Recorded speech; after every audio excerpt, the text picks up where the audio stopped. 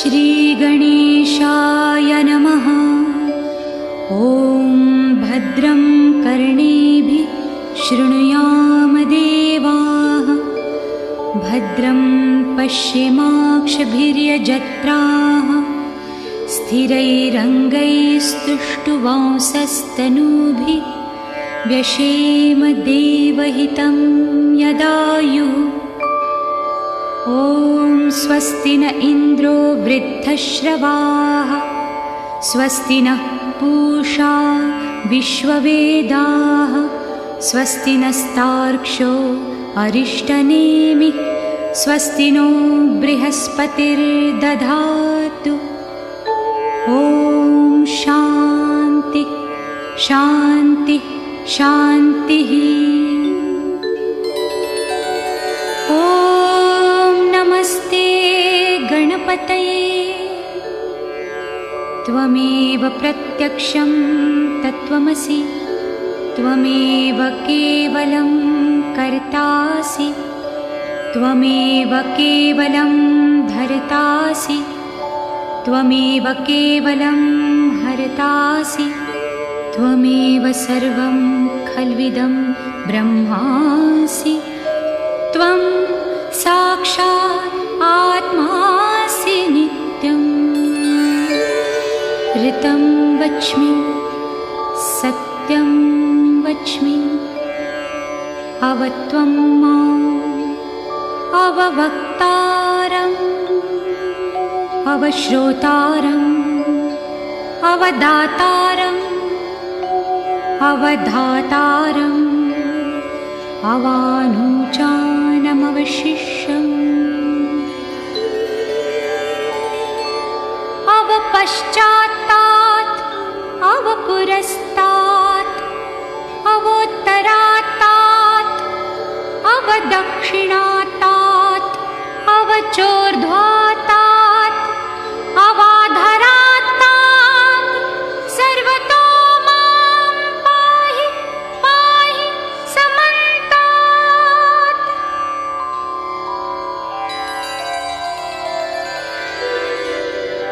त्वं वाङ्मयस्त्वं चिन्मयः, त्वमानन्दमयस्त्वं ब्रह्ममयः, त्वं सच्चिदानन्दाद्वितीयोऽसि, त्वं प्रत्यक्षं ब्रह्मासि, त्वं ज्ञानमयो विज्ञानमयोऽसि। सर्वं जगदिदं त्वत्तो जायते, सर्वं जगदिदं त्वत्तस्तिष्ठति, सर्वं जगदिदं त्वयि लयमेष्यति, सर्वं जगदिदं त्वयि प्रत्येति। त्वं भूमिरापो नलो निलो नभः, त्वं चत्वारि वाक्पदानि, त्वं गुणत्रयातीतः, त्वं अवस्थात्रयातीतः, त्वं देहत्रयातीतः, त्वं कालत्रयातीतः, त्वं मूलाधार स्थितोऽसि नित्यम्। त्वं शक्तित्रयात्मकः, त्वां योगिनो ध्यायन्ति नित्यम्। त्वं ब्रह्मा, त्वं विष्णुस्त्वं रुद्रस्त्वं इन्द्रस्त्वं अग्निस्त्वं वायुस्त्वं सूर्यस्त्वं चन्द्रमास्त्वं ब्रह्मभूर्भुवस्वरो।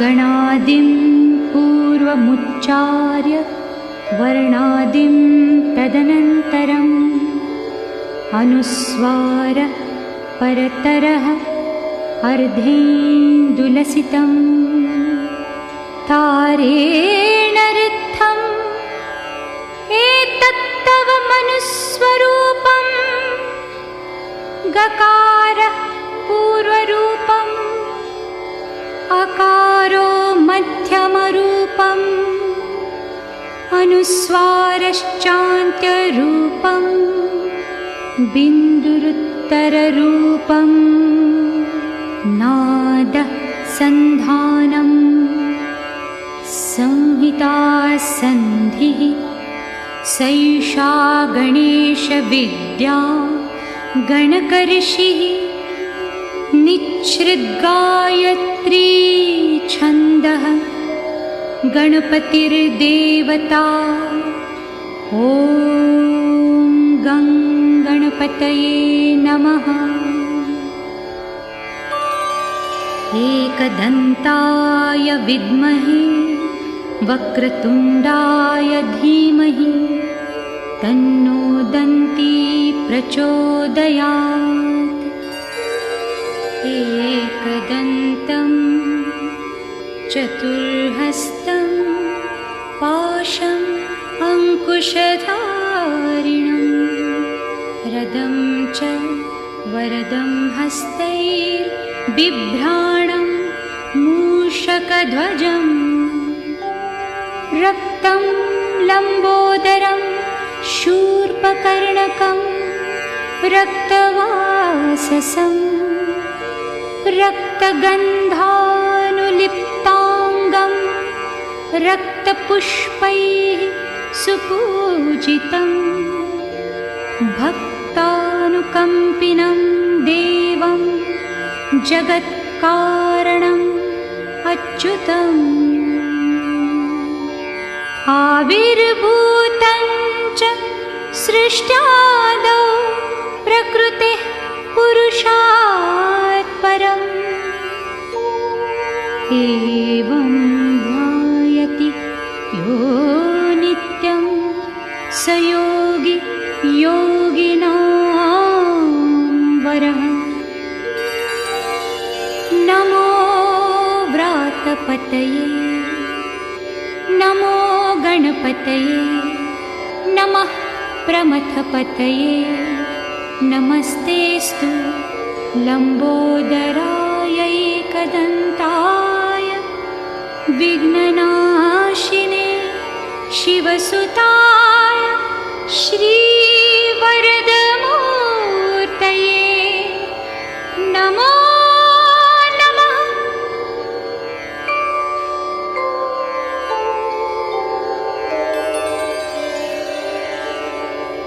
एतद् अथर्वशीर्षयोधीते स ब्रह्म भूयाय कल्पते स सर्वतः सुखमेधते स सर्वविघ्नैर्न बाध्यते स पञ्चमहापापात् प्रमुच्यते सायमधियानो दिवसकृतं पापं नाशयति प्रातर्धियानो रात्रिकृतं पापं नाशयति सायं प्रातः प्रयुञ्जानो अपापो भवति सर्वत्राधियानोपविघ्नो भवति धर्मार्थकाममोक्षं च विन्दति। इदम् अथर्वशीर्षम् अशिष्याय न देयं यो यदि मोहाद्दास्यति स पापीयान् भवति सहस्रावर्तनात् यं यं काममधीते तन्तमनेन साधयेत्। अनेन गणपतिम् अभिषिञ्चति स वाग्मी भवति चतुर्थ्या मनश्नन् जपति स विद्यावान् भवति इति अथर्वणवाक्यं ब्रह्माद्यावरणं विद्यात् न बिभेति कदाचनेति। यो दूर्वाङ्कुरैर्यजति स वैश्रवणोपमो भवति। यो लाजैर्यजति स यशोवान् भवति। स मेधावान् भवति।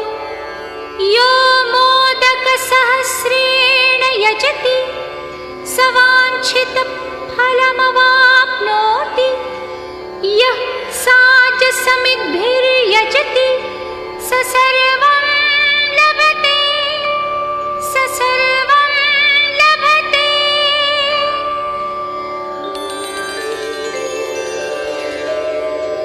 अष्टौ ब्राह्मणान् सम्यक् ग्राहयित्वा सूर्यवर्चस्वी भवति। सूर्यग्रहे महानद्या प्रतिमासन्निधौ वाजप्त्वा सिद्धमन्त्रो भवति। महाविघ्नात् प्रमुच्यते। महादोषात् प्रमुच्यते। महापापात् प्रमुच्यते। स सर्वविद् भवति। स सर्वविद् भवति। य एवं वेद इत्युपनिषद्। ॐ सहना भवतु। सहनौ भुनक्तु। सह वीर्यं करवावहै। तेजस्विनावधीतमस्तु मा विद्विषावहै। ॐ भद्रं कर्णेभिः शृणुयाम देवाः। भद्रं पश्येमाक्षभिर्यजत्राः। स्थिरैरङ्गैस्तुष्टुवांसस्तनूभिः व्यशेम देवहितं यदायुः। ॐ स्वस्ति न इन्द्रो वृद्धश्रवाः। स्वस्ति नः पूषा विश्ववेदाः। स्वस्ति नस्तार्क्ष्यो अरिष्टनेमिः। स्वस्ति नो बृहस्पतिर्दधातु। ॐ शान्तिः शान्तिः शान्तिः।